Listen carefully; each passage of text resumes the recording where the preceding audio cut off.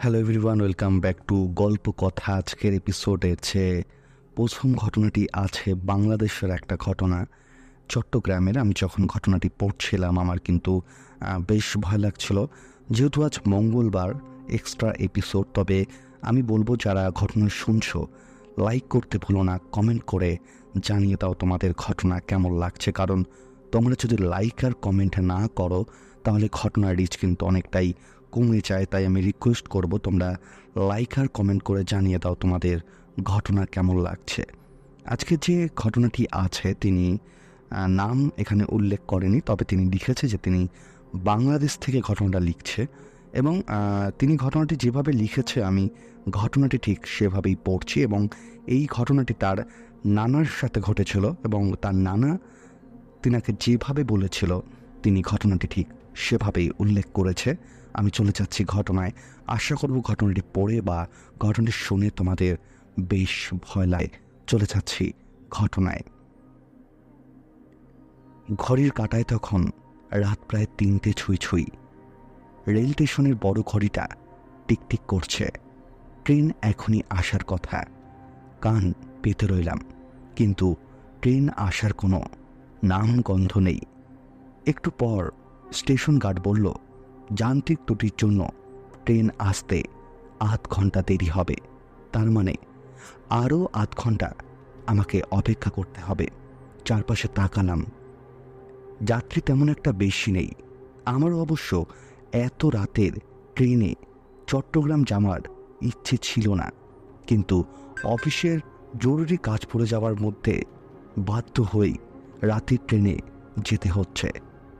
স্টেশনের দোকান থেকে সিগারেট কিনে বেঞ্চে বসে উদাসীন দৃষ্টিতে রেল লাইনের দিকে তাকিয়ে সিগারেট টান দিলাম। হঠাৎ কানে আসলো ট্রেনের হুইসেলের শব্দ আর চাকার শব্দ, খটখট শব্দ। একটু এগিয়ে গিয়ে দেখলাম ট্রেনটা স্টেশন থেকে দূরে কিছুটা পেছনে এসে থেমেছে। দৌড়ে ট্রেনের কাছে গেলাম। একটা লোক ট্রেনে উঠতেছিল। তাকে জিজ্ঞাসা করলাম, ভাই, ট্রেনটা নাকি 8 ঘন্টা পরে আসবে, এত তাড়াতাড়ি চলে আসলো যে? লোকটি বলল, আমি জানি না। বিরক্ত নিয়ে লোকটা উত্তর দিল। আবার জিজ্ঞাসা করলাম, স্টেশনের অন্য যাত্রী ট্রেনে উঠছে না? এটা কি চট্টগ্রাম যাবে তো? হ্যাঁ, এটা চট্টগ্রামে যাবে, লোকটি আমায় উত্তর দেয়। যার যে ট্রেনে উঠবে বলেই লোকটা ট্রেনে উঠে গেল। লোকটার আচরণ অবাক হলাম, তবে আমার অত শত ভেবে লাভ নেই। আমি চট্টগ্রাম যেতে পারলেই হলো। ব্যাগটা কাঁধে নিয়ে ট্রেনে উঠে পড়লাম। বগিটাতে যাত্রী ছিল 4 থেকে 5 জন, বাকি সব সিট ফাঁকা। জানালার পাশে একটা সিটে বসে পড়লাম। আমার সামনের সিটে 2 জন লোক ঘুমে ঢুলঢুলি করছে। আবছা অন্ধকার পুরো বগি জুড়ে। ট্রেন আবার হুইসেল দিয়ে চলতে শুরু করলো। স্টেশনের সামনে দিয়ে যাওয়ার সময় দেখলাম স্টেশনটা কেমন যেন পুরনো। একটু অবাক হলাম, কিছুক্ষণ আগে দেখে আসা স্টেশনটা এত অদ্ভুত পরিবর্তন কি করে হলো? নাকি আমি অন্ধকারে ভুলভাল দেখছি? মাথা থেকে অহতুক চিন্তা দূর করে সিটে হেলান দিয়ে ঘুমানোর চেষ্টা করলাম। একটু তন্দ্রাভাব আসতেই কারো ডাকে ঘুমটা ভেঙে যায়। চোখ খুলে দেখি সামনের সিটে বসে একটা লোক আমাকে জিজ্ঞাসা করছে, কি ভাই, ঘুমিয়ে পড়ছে নাকি? আমি হাই তুলতে তুলতে বললাম, হ্যাঁ। লোকটা অস্পষ্ট স্বরে বলল, ঘুমের রাজ্যে এসে ঘুমানো যায় না। আমি বুঝতে না পেরে বললাম, কি বললেন ভাই? বুঝতে পারিনি। লোকটা কথা ঘুরিয়ে বলল, আপনি চট্টগ্রাম যাবেন? আমি হ্যাঁ বললাম। তারপরে বলল, রাতের ট্রেন? দিনেই তো যেতে পারতেন। আমি বললাম, আসলে অফিসে জরুরি কাজ পড়ে গেছে। উনি বললেন, আমারও সেদিন অফিসের কাজ ছিল। বউ সকালের নাস্তাও দিয়েছিল, কিন্তু খেতেই পারলাম না। আমি বললাম, কেন? লোকটি উত্তর দেয়, মৃত মানুষ খেতে পারে নাকি? আমি বললাম, মানে? অবাক হয়ে আমি জিজ্ঞাসা করি। লোকটা আমার কথায় উত্তর না দিয়ে নিজের ব্যাগ থেকে একটা বক্স বের করে বলল, ঢাকনাটা খুলে আমার দিকে বক্সটা এগিয়ে দিন, তারপর এটা খেয়ে নিন। বক্সটার দিকে তাকাতেই আমার বমি চলে আসলো। বক্সের খাবারগুলো পচে গলে গেছে, তাতে পোকা কিলবিল করছে। আমি ধাক্কা দিয়ে খাবারগুলো ফেলে দিলাম। রাগে চেঁচিয়ে বললাম, আচ্ছা মানুষ, পাগল নাকি আপনি? লোকটা হেসে বলল, এই রাজ্যে রাগ বলে কিছু নেই। লোকটাকে পাগল ভেবে আমি অন্য একটা সিটে গিয়ে বসলাম। এখানেও আমার সামনের সিটে আর একজন লোক বসা। চোখ বন্ধ করে আবার ঘুমানোর চেষ্টা করলাম। হঠাৎ কিছু শব্দে ঘুম ভেঙে যায়। চোখ খুলে তাকিয়ে দেখি আমার সামনে বসা লোকটার মাথা থেকে ফিনিক দিয়ে রক্ত বের হতে। আমি দ্রুত চেঁচিয়ে বললাম, আরে ভাই, আপনার মাথা থেকে তো রক্ত বেরোচ্ছে। লোকটা হেসে বলল, কই রক্ত? এতদিন তো রক্ত শুকিয়ে যাওয়ার কথা, এখনো ছড়ছে নাকি? আমি বললাম, পাগল নাকি? এই বগি সবাই নাকি ঠিকমতো ঘুমানো পাচ্ছে না। আমি উল্টাপাল্টা দেখছি, আমি নিচে কি করব কিছু বুঝতে পারছিলাম না। চোখ কচলে বগির দরজার সামনে এসে দাঁড়ালাম। হঠাৎ শুনতে পেলাম বগির ভেতর থেকে আর্তনাদ ভেসে আসছে। ট্রেনটাও তখন হঠাৎই থেমে গেল। কি হয়েছে দেখার জন্য আমি বগির ভেতরে উকি দিয়ে দেখলাম ভয়ঙ্কর চেহারার দুজন লোক অন্য একজন জ্যান্ত লোকের বুক চিরে রক্ত খাচ্ছে।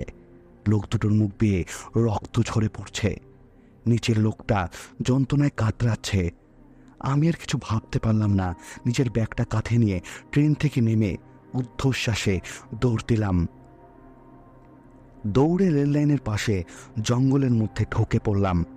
দুই ধারে গাছ, মাঝখানে ঝোপঝাড়, লতাপাতা মারিয়ে আমি একটানা ছুটে চললাম। কিছু জোরে দৌড়ে হঠাৎ হোঁচট খেয়ে পড়ে যাই। কিসের সাথে হোঁচট খেলাম দেখার জন্য টর্চলাইট দেখি একটা মৃতদেহ পড়ে আছে। লাশের সাথে হোঁচট খেয়ে পড়েছে আমি। আতঙ্কে বুক কেঁপে উঠল আমার। কি করব ভাবতে না পেরে ট্রেনের হুইসেলের শব্দ কানে আসলো। সেদিকে তাকাতেই দেখি যে যেই ট্রেনে আমি উঠেছিলাম সেটা জঙ্গলের মাঝখান দিয়ে গাছপালা ভেঙে আমার দিকেই ছুটে আসছে। আর ট্রেনের শব্দে আমার কানের ভয়ঙ্কর গড়গড় শব্দ ভেসে আসছে। মনে হচ্ছে যেন কোনো প্রেতাত্মা প্রচণ্ড রাগে ফুঁসছে। ট্রেন থেকে অনেক মানুষের আর্তনাদ ভেসে আসছে। আমি সামনের দিকে দৌড়াতে লাগলাম। ভৌতিক ট্রেনটাও আমার পেছন পেছন ছুটে আসছে। তখনই হঠাৎ চোখে পড়ল ছোট একটা কুঁড়ে ঘর। দরজা খোলাই ছিল। কোনো রকম দৌড়ে ঘরে ঢুকে দরজা আটকে দিলাম। হাঁপাতে হাঁপাতে জানালা দিয়ে উকি দিয়ে দেখি ভৌতিক ট্রেনটা ঘরের সামনে থেমে গেছে। আর ট্রেন থেকে একে একে মৃত মানুষের লাশ নেমে আসছে। ভয়ে গলা শুকিয়ে গেল আমার। তবে কি ওরা আমাকে দেখে ফেলল? তখনই পেছন থেকে কে যেন বলল, ভয়ের কিছু নেই, ওরা ঘরের ভেতর আসবে না। আমি পেছনে তাকিয়ে দেখি একজন মাঝবয়সী লোক বিছানায় শুয়ে আছে। লোকটাকে অসুস্থ মনে হচ্ছে। আমি তার কাছে গিয়ে জিজ্ঞাসা করলাম, আপনি কে? এই জঙ্গলে একা থাকেন?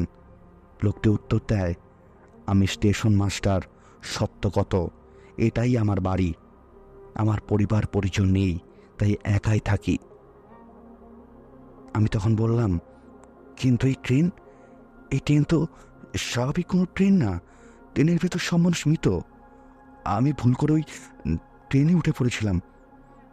আমি কাঁপা কাঁপা কণ্ঠে তাকে সব বললাম। উনি বললেন, এটা আসলে একটা ভয়ঙ্কর প্রেতাত্মা। মাঝরাতে শিকারে বের হয়। যতজন ট্রেন দেখেছেন সবাইকেই মেরে ফেলেছে। আপনাকেও মারার চেষ্টা করছিল নিশ্চয়ই। তবে আমার ঘর নিরাপদ। অনেক বছর ধরে আমি এই জঙ্গলে থাকি। এই ট্রেনের ঘটনা আমার কাছে স্বাভাবিক হয়ে গেছে। সত্য কত ধীরে কণ্ঠে বলল সেই লোকটি। কিন্তু এই ভয়ঙ্কর পিতাত্মার রহস্য কি? আমি প্রশ্ন করলাম তাকে। উনি বললেন, মাঝরাতে সব রেল লাইনে মাঝে মাঝে এমন কিছু অদ্ভুত ঘটনা ঘটে যার কোনো সঠিক ব্যাখ্যা নেই। এই লাইনে এটা বিপজ্জনক, তাই রাতে ট্রেন চলাচল না করাই ভালো। আমি আবার জানালা দিয়ে উঁকি দিয়ে দেখলাম ভয়ঙ্কর চেহারার লাশগুলো বাইরে হাঁটাহাঁটি করছে। সত্য কত সেদিকে তাকিয়ে বলল, কোনো ভয় নেই, ওরা ঘরের ভেতরে আসবে না। এই ঘরের চারপাশে তাবিজ ঝুলানো রয়েছে। মনে মনে ভাবলাম, যাক, তাহলে নিশ্চিন্ত হলাম। ভয় তো আমার গলা শুকিয়ে গেছে। উনি বললেন, ভয়ের কিছু নেই, আপনি পানি খেয়ে পাশের রুমে শুয়ে পড়েন, সকাল হলে নিজের গন্তব্যে চলে যাবেন। আমি আচ্ছা বলে পাশের রুমে গিয়ে শুয়ে পড়লাম। পরের দিন সকালে ঘুম ভাঙতে দেখি আমি রেল লাইনের পাশে পড়ে আছি, আর আমার দিকে কয়েকজন লোক উৎসুক হয়ে তাকিয়ে আছে। আমি উঠে বসতেই একজন বলল, আরে, আপনি এখানে কি করে আসলেন? আপনি কোথায় যাবেন? আমি বললাম, আমি তো চট্টগ্রামে যাওয়ার জন্য ট্রেনে উঠেছিলাম, কিন্তু গত রাতে আমি ভয়ঙ্কর এক ঘটনার সম্মুখীন হয়েছিলাম। পরে সত্যকত নামের একজন স্টেশন মাস্টার আমাকে এই বিপদ থেকে রক্ষা করেছে। তখনই একজন বৃদ্ধ লোক এগিয়ে এসে বলল, বুঝেছি, আপনি ওই ভয়ালো ট্রেনের খপ্পরে পড়েছিলেন, আর সত্যকত আপনাকে বাঁচিয়েছেন। আপনার ভাগ্য ভালো, ও তো সবাইকে সাহায্য করে না। আপনি সব জানেন। আমি অবাক হয়ে জিজ্ঞাসা করলাম সেই লোকটিকে। উনি হ্যাঁ বলে বললেন যে এই লাইনে এমন মানুষ আমরা প্রায় পাই। আপনার সাথে যে সত্যকতের দেখা হয়েছিল, সে 10 বছর আগে অসুস্থ হয়ে মারা গেছে। সে স্টেশন মাস্টার ছিল, সে জঙ্গলে একা বাড়িতে থাকতো। সত্যকতই আপনাকে বাঁচিয়েছে, না হলে হয়তো আপনার লাশ জঙ্গলে খুঁজে পেতাম না আমরা। রাতের বেলা এই রেল লাইন এলাকা ভয়ঙ্কর মৃত্যুপুরীতে পরিণত হয়। যাক, আপনি তো বেঁচে গেছেন। 5 মিনিট হাঁটলেই রেল স্টেশন, সেখান থেকে চট্টগ্রাম যাওয়ার ট্রেন পেয়ে যাবেন। আর রাত কখনো এই ট্রেনে চলাচল করবেন না। বৃদ্ধ লোকটি আমাকে রাস্তা দেখিয়ে দেয়। আমি কিছুক্ষণ বাকরুদ্ধ হয়ে বসে থাকি। আমার কাছে সব কিছু দুঃস্বপ্নের মতো লাগে। এটাই ছিল ঘটনা। আজকের প্রথম ঘটনাটি কিন্তু একদম অন্যরকম ছিল। তোমাদের কেমন লাগলো অবশ্যই কিন্তু কমেন্ট করে জানিয়ে দাও। এবং যারা আজকে ফার্স্ট টাইম গল্পকথার ঘটনা শুনছো, তাদেরকে বলবো চ্যানেলটি সাবস্ক্রাইব করে গল্পকথার পাশে থাকো। এবং বলে রাখি, গল্পকথা কিন্তু কোনো রকম কুসংস্কারকে প্রমোট করে না। আমরা কিন্তু ঘটনাগুলি শুধুমাত্র এন্টারটেনমেন্ট হিসেবে বলি। আশা করবো গল্পকথা পরিবারের সদস্যরাও ঘটনাগুলিকে শুধুমাত্র এন্টারটেনমেন্ট হিসেবেই গ্রহণ করবে। এবং বলে রাখি, তোমরাও যদি গল্পকথায় ঘটনা পাঠাতে চাও, তোমাদের কি করতে হবে, ডিসক্রিপশন বক্সে একটি হোয়াটসঅ্যাপ নাম্বার দেওয়া আছে, তোমরা সেখানে আমাকে ঘটনা লিখে পাঠিয়ে দিতে পারো। এবং বলে রাখি, তোমরা যারা যারা শেষ অবধি ঘটনা শুনছো, প্লিজ লাইক আর কমেন্ট করতে ভুলো না। কারণ তোমরা যদি লাইক আর কমেন্ট না করো তাহলে ঘটনার রিচ কিন্তু অনেকটাই কমে যায়। তাই রিকোয়েস্ট করবো তোমরা লাইক আর কমেন্ট করতে ভুলো না। চলে যাবো আজকের দ্বিতীয় ঘটনায়। আজকের দ্বিতীয় ঘটনাটাও কিন্তু বেশ ভয়ের, আশা করবো তোমাদের বেশ ভয় লাগবে।